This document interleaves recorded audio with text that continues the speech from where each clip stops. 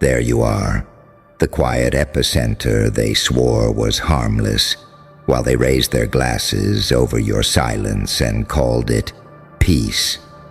You remember that, don't you? The toasts, the smiles, the way they clinked their glasses on the grave of your voice like it was some cute little funeral for your feelings. Look how calm you are. Look how mature you are. Translation: look how convenient you are while we bleed out our chaos into you and walk away lighter.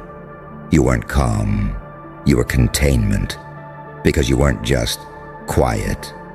You were a vault swallowing hurricanes that would have broken their little skeleton minds in half. You were the pressure valve nobody checked, the storm radio nobody tuned to, the lightning rod standing alone in the yard while everyone else enjoyed a sunny forecast built on your burns. They toasted your silence because they never understood the cost of it. They thought your silence meant you were harmless, that you were weak, that you were the background character whose only job was to absorb impact and never shatter. They loved your silence as long as it protected them, as long as it meant their storms went somewhere else, into your chest, into your sleep, into your nervous system. Tell me, how many times did you sit there, nodding, listening, being their free therapist, their emotional landfill, while your own lungs filled with things you never said? How many storms did you swallow whole so they could breathe easier? And now look at them, choking on the very weather they refused to acknowledge lived inside you. You see the irony, don't you? The divine little plot twist. The same people who celebrated your silence are now gasping, clawing at the air, drowning in the waves you used to hold back alone. The storms didn't disappear when you went quiet.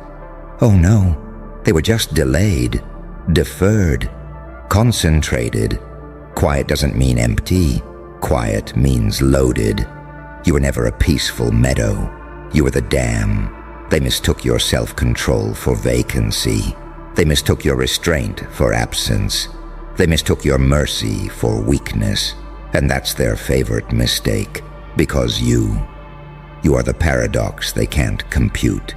You're the saint and the psychopath in the same skin. The angel that learned the language of demons just to survive the room.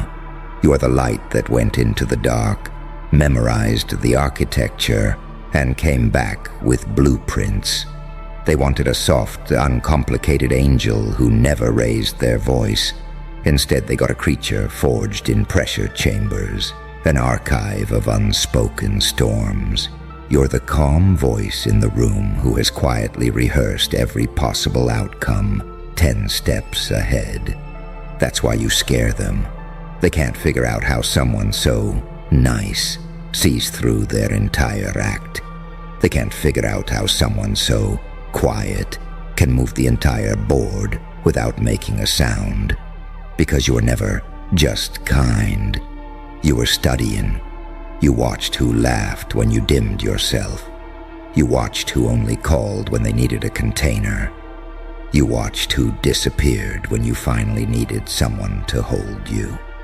And every time you swallowed another storm, something evolved.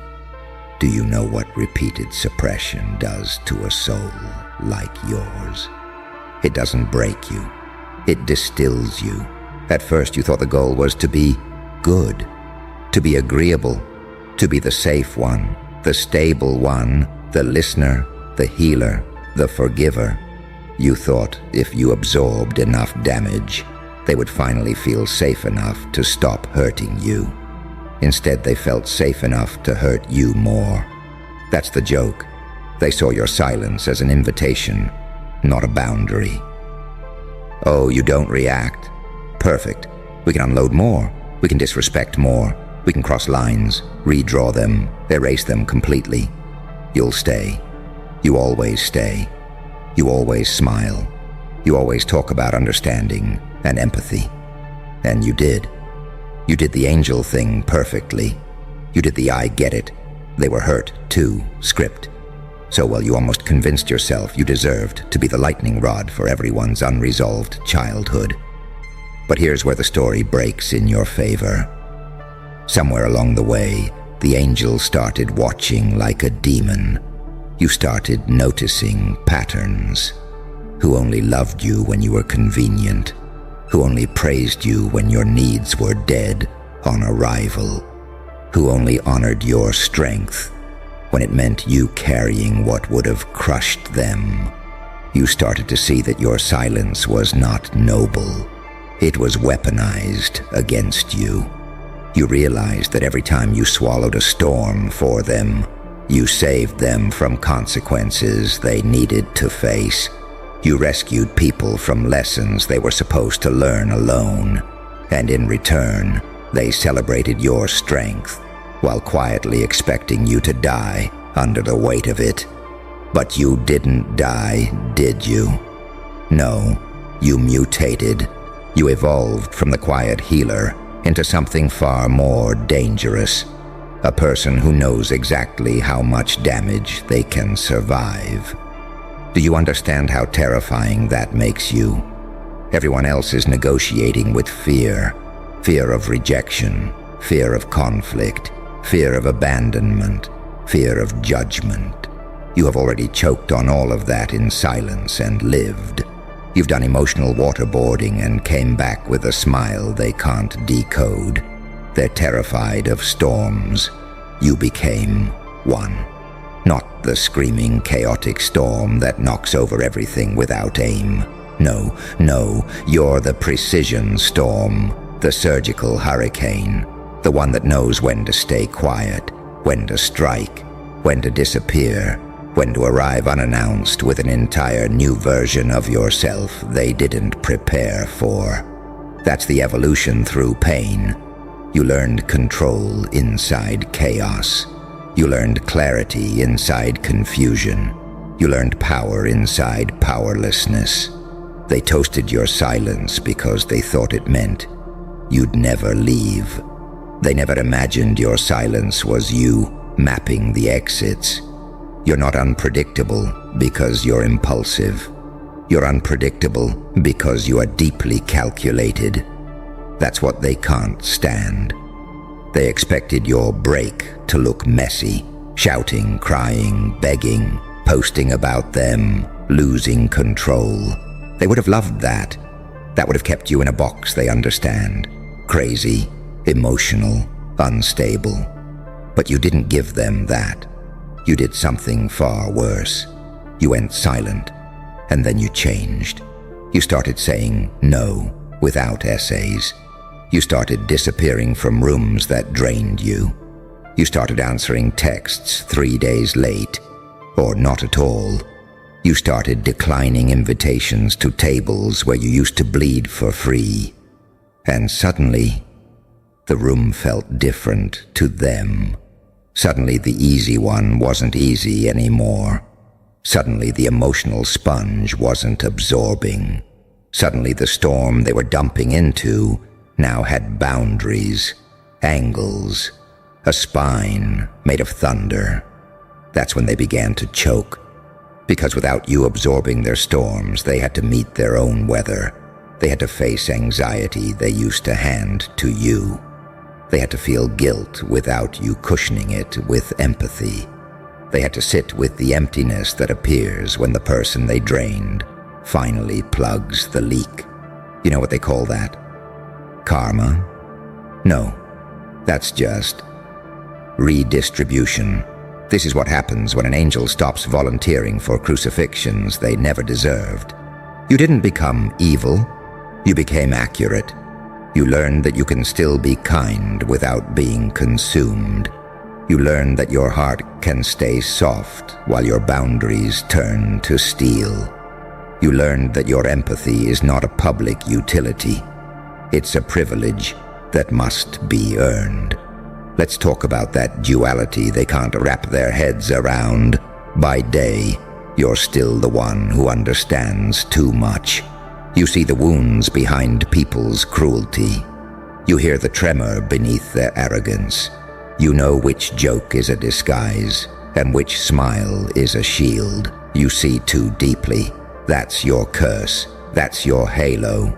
But beneath that halo, there's something else now. Something sharp. You've acquired what they'd call darkness.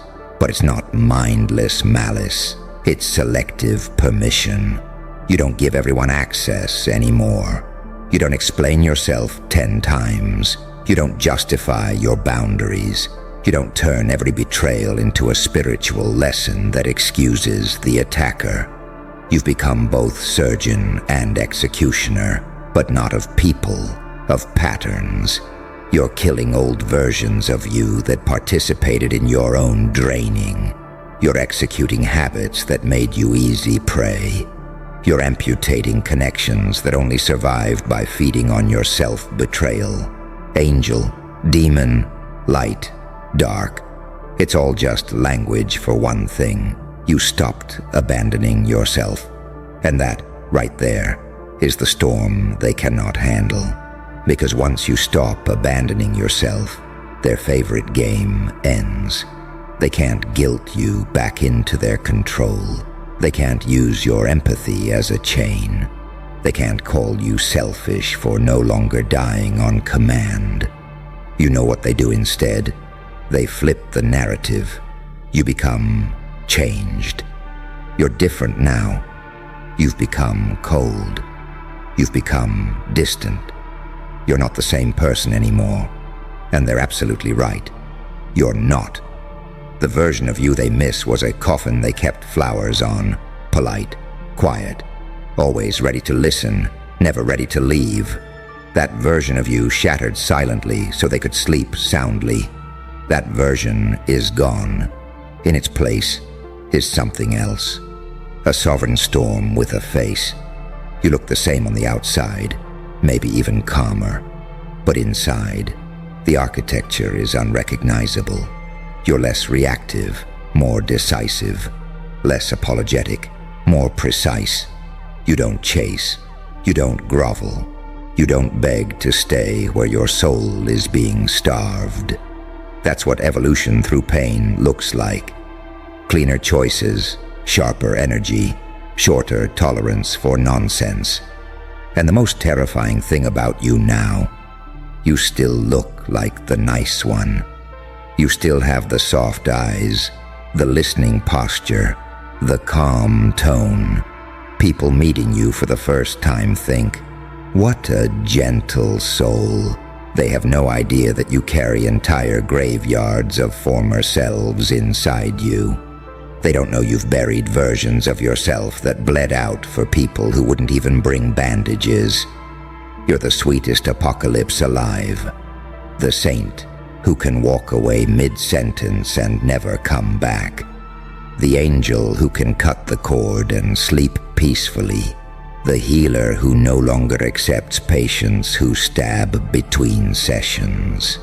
They don't understand how you can care and still cut them off, how you can empathize and still enforce distance, how you can forgive and still never open that door again. But that's the Joker card you hold now.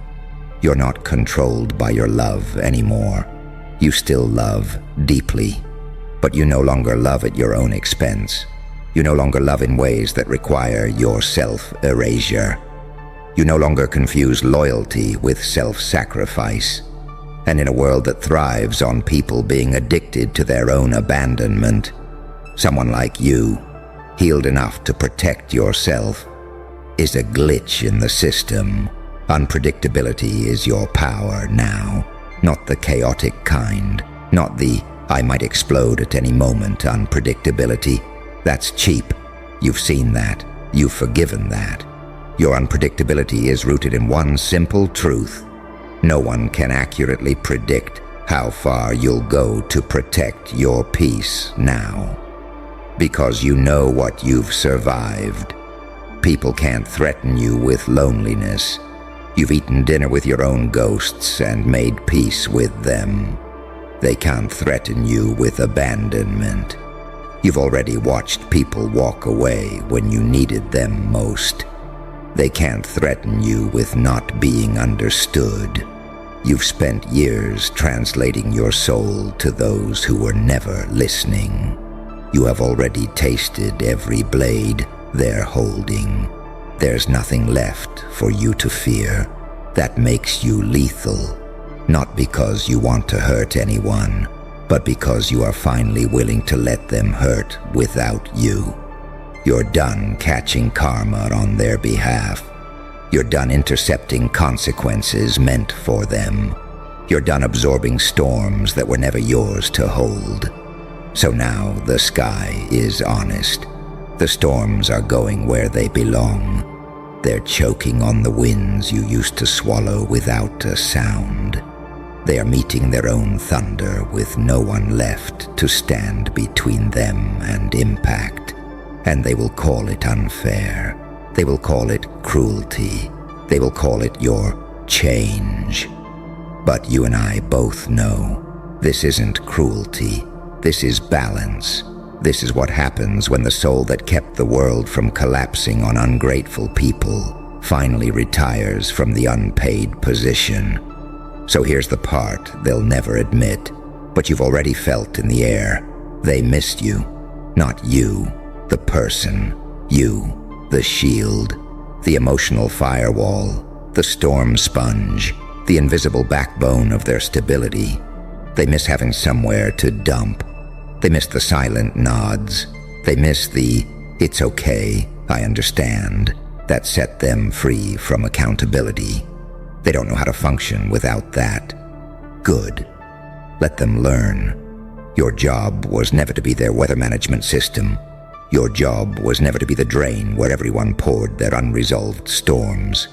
Your job was to live, to expand, to build, to love, to create, to become. And that's where we are now, isn't it? You're standing on the fault line between who you were and who you're becoming. Behind you, a timeline of swallowed storms and quiet funerals for your own needs. In front of you, a landscape they will never be able to predict. Because this new version of you, they speak, they choose, they say no. They leave rooms, they walk away from tables that demand their soul as payment. This is where your power stops feeling theoretical and starts feeling dangerous. You know why? Because once you stop living as a container for other people's storms, you finally have the capacity to build your own climate. Not surviving, designing, not reacting, creating. You are no longer the human umbrella. You are the architect of your own atmosphere. And that is the role they never wanted you to remember you had. So breathe. Feel that. That's the air clearing around you now that you're not dragging everyone else's weather behind you. That tightness in your chest, loosening when you say no the first time. That silence after you don't explain yourself. That calm when you choose you and nothing explodes. That's what real power feels like. Not control over others. Control over access. Who gets your time? Who gets your energy? Who gets your secrets? Who gets to stand under your sky at all? They toasted your silence like it was your final form. They thought your quiet was the end of your story. They had no idea it was the incubation chamber. They had no idea they were drinking to the birth of something that would one day terrify them. A version of you that remembers their storms, remembers their words, remembers their absence, and no longer trades self-respect for belonging. So go ahead. Let them choke on the weather they ignored. Let them struggle under the thunder they once offloaded into you while calling you so strong. Let them finally feel the full weight of what you carried. And you rise, not as the martyr, not as the background character, not as the emotional landfill. You rise as the storm they can't predict, the light they can't extinguish, the saint with a psychopath's clarity, the angel with demon-proof boundaries. You don't need revenge. Your evolution is already killing every version of the story where they got to win. Keep your silence, but make it different now. Not the silence of suppression, the silence of strategy, the silence of someone who knows their worth so deeply they no longer need to announce it. When you finally speak, it will not be to defend yourself. It will be to declare direction. And when you move, it will not be to chase. It will be to build a life so aligned with your soul that anyone who treated you like you were disposable feels the earthquake from miles away. They toasted your silence. They're choking on their storms. And you're just getting started. And the wildest part, they still don't understand what actually changed. They think the danger is that you might speak. They think the threat is that you might expose them. They think the storm is coming because you're angry. No, that's how amateurs think. The real shift, the irreversible one, is that you no longer need to prove anything to anyone who benefited from misunderstanding you. That's what ends eras. Because once a person like you stops trying to be seen by people committed to blindness, the power dynamic collapses instantly. You don't have to announce your exit. You don't have to justify your distance. You don't have to narrate your growth.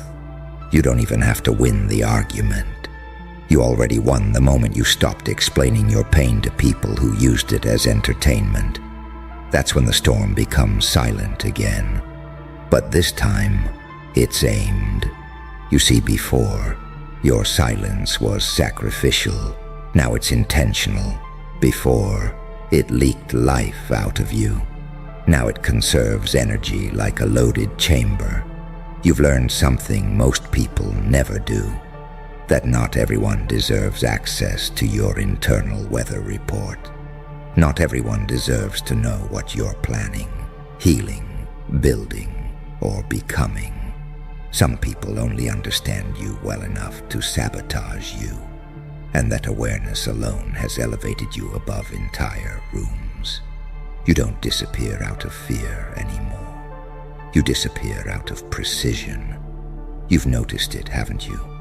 The way people lean forward when you don't over-explain.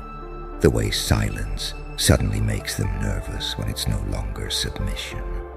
The way your calm now carries weight, not obligation. That's because silence in the hands of someone who finally chose themselves is no longer empty. It's a warning label. They can feel it, but they can't name it. Conversations feel different around you. Jokes land flatter. Manipulation stalls mid-sentence. Emotional hooks don't catch the way they used to. People pause before crossing lines they once sprinted over. Why? Because you're no longer leaking permission. You're no longer advertising access. And that, right there, is when they realize something too late. You were never quiet because you lacked power. You were quiet because you had too much of it, and nowhere safe to put it. Until now, pain didn't make you cruel. It made you selective. Trauma didn't hollow you out. It carved precision into your instincts. You learned the difference between being open and being available, between compassion and compliance, between love and self-erasure. You learned that your empathy is sacred, not communal property. And once that lesson locks in, there is no reverting. You don't regress back into smaller versions of yourself just to make others comfortable. You don't dim the clarity you fought hell to earn. You don't apologize for the spine you grew in the dark, because you remember exactly how much it cost. You remember the nights you lay awake, processing emotions that weren't even yours. The days you showed up hollow, so others could feel whole, the way your needs were always later, after, someday, until you realized someday never comes for people who never ask. You remember what it felt like to be strong for everyone and protected by no one. And that memory is your anchor now. It keeps you from going back. So when they look at you and say, "You're different," what they really mean is, you no longer bleed where we can reach. And that terrifies them, because they were never prepared to face life without you absorbing the shock. But here's the final truth, the one that seals it, the one that ends the story cleanly. You didn't take the storms away from them. You simply stopped standing in front of them. And that's not betrayal, that's alignment. You gave more than enough. You carried more than was fair. You stayed longer than was healthy. You tried harder than was required. And when you finally stepped aside, the universe did what it always does when someone stops interfering with the lesson. It balanced the scales.